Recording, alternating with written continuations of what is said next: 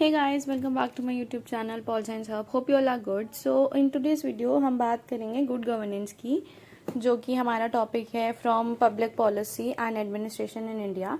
तो let's start with introduction part. तो first of all governance. तो सबसे पहले हम ये देखेंगे कि गवर्नेंस कहते किसे हैं. तो सिंपली गवर्नेंस का मतलब होता है द एक्शन और manner of governing a state organised. So 1993 में वर्ल्ड बैंक ने गवर्नेंस को डिफाइन किया as the method through which power is exercised in the management of a country's political, economic and social resources for development. तो हम कह सकते हैं कि गवर्नेंस एक प्रोसेस होता है जिसके थ्रू डिसीजंस किए जाते हैं. Thus, governance focuses on the formal and the informal actors and institutions जो involved होते हैं in decision making and implementing those decisions. Now stakeholders. तो अब हम देखेंगे स्टेक होल्डर्स ऑफ गवर्नेंस की. तो एज वी ऑल नो कि government one of the key actors है इन द गवर्नेंस. तो at the national level governance के 3 ब्रॉड स्टेक होल्डर्स होते हैं. तो पहला है द स्टेट, जो इंक्लूड करता है different organs of the government which are executive, legislature and judiciary. Then दूसरा है द मार्केट, जो इंक्लूड करता है प्राइवेट सेक्टर, जिसमें कि both organised and unorganised sectors involve होते हैं.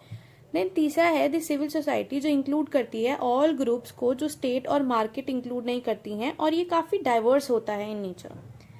तो नाउ थर्ड विच इज, तो हम बात करेंगे गुड गवर्नेंस की in theoretical roots. So in the developing countries of Asia, Africa and Latin America, state-led planned economic development dominated in the first 4 decades, that is from 1950s and 1980s. तो जो state ने अपनी तरफ से एक planned economic development था वो काफ़ी dominate हुआ first 4 decades में, और इन 4 decades में state ने initiate किया development, modernization and nation building को. तो फर्स्टली इन 1970 एंड 1980s में Ronald Reagan and Margaret Thatcher की जो न्यू लिबरल इकोनॉमिक पॉलिसीज थी, जो वर्ल्ड बैंक था एंड द इन्फेंट मोर्टेलिटी वो जो IMF था, ने डिक्लाइन किया सोशलिस्ट इकोनॉमिक पॉलिसीज को, और it gave impetus to the rethink on agenda of development. इन सब चीज़ों ने एक एजेंडा दिया कि हम लोगों को दोबारा डेवलपमेंट के ऊपर रीथिंक करना चाहिए.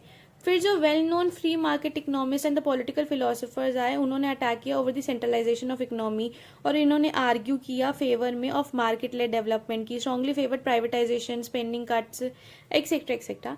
थर्ड है लेटर पब्लिक चॉइस थ्योरिस्ट ने अपना व्यूज रखा फॉर डी ब्यूरोक्रेटाइजेशन, जिसमें कि डेविड ऑब्सर्ड एंड टार्ट गैबलर ने अपने वर्क में बताया कि पब्लिक सेक्टर कैसे बेटर परफॉर्म कर सकता है by reinvesting government from bureaucratisation to entrepreneurship या फिर entrepreneurial.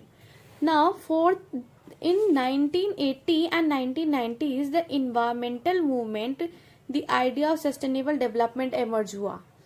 Then अब हम बात करेंगे गुड गवर्नेंस की. तो good governance is a dynamic concept, और इसमें काफी सब्जेक्टिविटी इन्वॉल्व होती है. UNDP के 8 कोर करेक्टरिस्टिक्स बताए हैं, UNDP ने बताए हैं 8 core characteristics of good governance.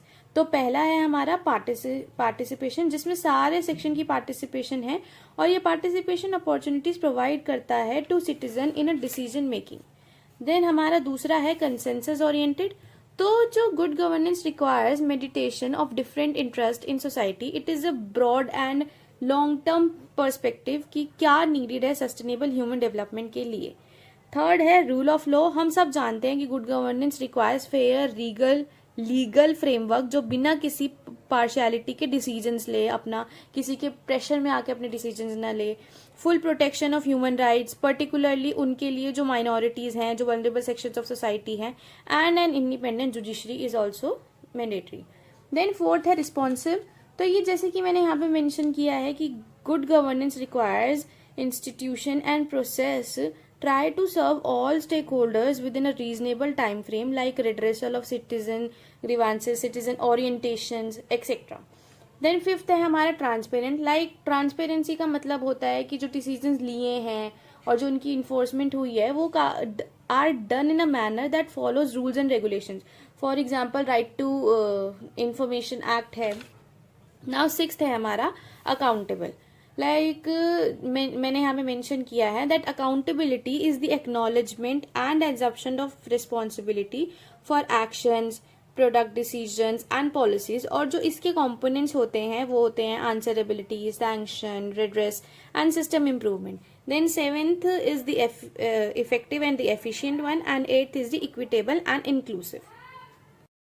तो अब हम देखेंगे स्ट्रैटेजीज फॉर गुड गवर्नेंस की लाइक क्या क्या हम स्ट्रैटेजीज अपना सकते हैं गवर्नेंस को बेटर करने के लिए, विच कि हम गुड गवर्नेंस कैसे ला सकते हैं एक सोसाइटी में. तो पहला है reorienting priorities of the state by appropriate investment in human needs. दूसरा है पुअर एंड मार्जिनाइज सेक्शन को सोशल सिक्योरिटी देना. थर्ड है स्ट्रेंथनिंग स्टेट इंस्टीट्यूशंस. फोर्थ है forming new alliances with the civil society. Fifth है enhancing civil servants capability, and बहुत सारे मैंने यहाँ पे मेंशन किए हैं जिससे कि स्ट्रैटेजीज फाइंड होती हैं for good governance. Now let's talk about governance in India. इसके हम तीन मेनली देखेंगे डायमेंशंस ऑफ गवर्नेंस इंडिया. तो पहला डायमेंशन है पॉलिटिकल डायमेंशन. ये देखता है quality of political contestation, use and abuse of political authority, decentralisation of power, citizens की फेथ पॉलिटिकल सिस्टम में. इसके मेनली 4 कंपोनेंट्स है. पहला है एक्सरसाइज ऑफ फ्रेंचाइज, दूसरा है फंक्शनिंग ऑफ लेजिस्लेचर, तीसरा है पुलिस डियूकेशन, एंड फोर्थ है profile and conduct of political representation. Then second जो डायमेंशन है वो है legal and judicial dimension. It seeks to measure कि जो स्टेट पावर एक्सरसाइज कर रही है वो विद इन इट्स बाउंड्रीज है या नहीं. इसके भी मेनली 4 कंपोनेंट्स है. पहला है law and order and internal security, दूसरा है सेफगार्ड ऑफ बेसिक राइट्स, तीसरा है police administration and citizen friendliness of police. Then fourth है access to justice and judicial accountability. Third है हमारा एडमिनिस्ट्रेटिव डायमेंशन. ये डिटरमाइन करता है ability of government to deliver basic services to citizens by effectively managing human and financial resources. इसके भी 4 components है.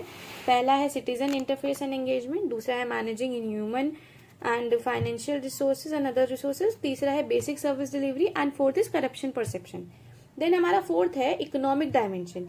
ये पर्टेन करता है ability of the state to ensure macro economic stability. इसके 3 कंपोनेंट्स है physical governance, business environment and support to the primary sector. अब हमारा है fifth social environment, social and environment dimension. ये एम्फेसाइज करता है on to take care of the vulnerable section of the society, और इसके 3 कंपोनेंट्स है. That is the welfare of the poor and vulnerable, role of civil society and media, and environmental management. Now अब हम बात करेंगे governance issues in India की. तो पहला है हमारा पॉलिटिकल इश्यू होता है जिसमें क्रिमिनलाइजेशन ऑफ पॉलिटिक्स होता है, misuse of political powers होता है एक्सेट्रा. देन दूसरा है हमारा लीगल एंड जुडिशियल जिसमें डिलेड जस्टिस होता है, इश्यूज ऑफ अंडर ट्राइबल्स है एक्सेट्रा. थर्ड है हमारा एडमिनिस्ट्रेटिव इशू जिसमें लैक ऑफ सेंसिटिविटी है, transparent corruption. Then economic issues mainly होते हैं poor management of economy, regional disparities. Fifth जो हमारा है वो है सोशल एंड एनवायरमेंटल इश्यूज जिसमें marginalisation and exclusion of people होता है on account of caste and religion and gender etcetera. तो अब हम बात करें गुड गवर्नेंस इनिशिएटिव्स इंडिया की. तो बहुत सारे मल्टीपल स्टेप्स लिए गए हैं गवर्नमेंट के द्वारा. फॉर एग्जांपल जो मेजर 2 स्टेप्स हैं वो है RTI and e governance. Initiatives are like decentralisation और पीपल्स पार्टिसिपेशन हुआ 73rd एंड 74th कॉन्स्टिट्यूशन अमेंडमेंट में. देन सेकेंड है डेवलपिंग प्रोग्राम आए for weaker section of the society, citizen charter आया, पब्लिक सर्विस मोरल आया, simplification of morals and anti corruption measures आए. और फिर ये एक कॉन्सेप्ट है minimum government and maximum government, जिसका मतलब है citizen friendly and accountable administration होना चाहिए. लाइक यहाँ पे मैंने वेरियस पॉइंट्स मेंशन किए हैं इसके रिगार्डिंग, जो आप रीड करोगे तो आपको समझ आ जाएगा. एंड ये हमारी कंक्लूडिंग स्लाइड है हमारी वीडियो की जो हमने पूरी वीडियो में पढ़ा है. एंड अगर आपको मेरी वीडियो पसंद आई हो तो प्लीज़ मेरे चैनल को सब्सक्राइब करें, do like my video and comment करें. अगर कुछ भी मेरे से छूटा हो I will improve my self. And इस वीडियो को शेयर करें ताकि बाकी लोगों की भी हेल्प हो. Thank you so much for watching.